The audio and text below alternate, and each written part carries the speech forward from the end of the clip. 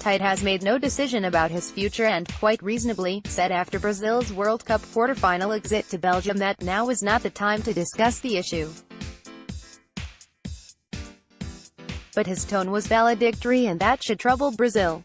They may have gone out a round earlier at this World Cup than they did at the last, but the football they have played has been far better and, for the first time since 2002, they looked like a team that belonged among the world's best.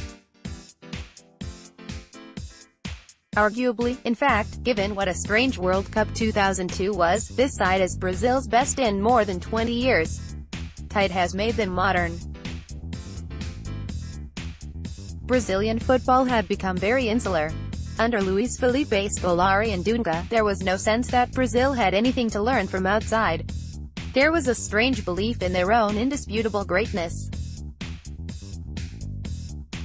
But Tite took a sabbatical from Corinthians to go to Europe. He studied, he watched, he learned. He came back, had success with Corinthians again and, after the embarrassment of losing to Peru to go out of the Copa America Centenario in the group stage, brought his methods to the national team. They pressed. They played with a sense of cohesion. It worked. Of 26 games in charge, Tite has lost only 2. In that spell, they have conceded only 8 goals. Belgium were the first team to score twice against them. His buzzword is balance, and his success in instilling that is evident in the fact they have scored 53 goals in those 26 games. Tite's Brazil have been tight at the back but effective going forward. He has, as far as is possible, which perhaps is not as far as would be ideal, reduced the dependence on Neymar. Perhaps he could have played Douglas Costa rather than Willian, or Roberto Firmino rather than Gabriel Jesus, but those are personal preferences and the argument can be made either way.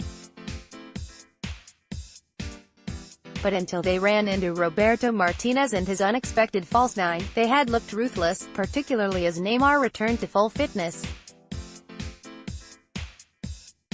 Brazil slide out as Belgium bask in the glow of greatest ever win, but perhaps Tite's greatest gift is his good sense and generosity of spirit. Who else would have taken time to point out what a great game the quarterfinal had been? In a fevered post-match press conference, he was the calmest Brazilian in the room. He was offered the chance to blame luck, the referee or even God for Brazil's defeat, and declined them all. "I don't like to talk about luck," he said. It's an educated manner of putting down people's skills. They were skillful. They finished well. There was no luck. There was Courtois. Was he lucky? No, he did well. Holding on to Tite looks to be Brazil's best chance of future success after their World Cup exit. Such generosity of spirit, such self-awareness, is a significant contrast to his immediate predecessors. The referee: "I don't want to talk about it. It seems like you're whining." And God, whom he had questioned when Danilo, Marcelo and Fred were all struggling with injury. "I'm not questioning God. When I questioned God with the injuries, it was a moment of imbalance. You just try to look for balance in matches. It's not volleyball or basketball where you just add up the points. It's different. Sometimes you are imbalanced and the opponent has quality. You create a structure, but sometimes you get a goalkeeper playing like that." Tite has brought the Brazilian style into the modern-day game.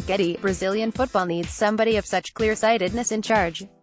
Watching Tite in action over the past few weeks has been an education. His press conferences all tend to follow the same pattern: fury to begin with as Brazilian journalists pursue whatever line they have decided to take and flail about looking for enemies within or without, yielding slowly to calm as Tite suits them.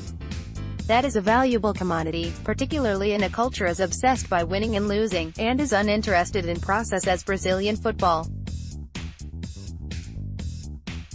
The Brazilian manager even has a way with calming the fierce journalists who cover the national team. Reuters: "Football has many variables and has to be seen in context."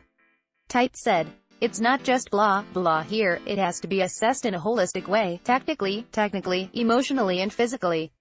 That's the approach to carry Brazil forward." Tite has proved he is capable of making that sort of assessment, has proved his worth. He is the figure they need, but it may be that his time already has gone. Follow the Independent Sport on Instagram here, for all of the best images, videos and stories from around the sporting world.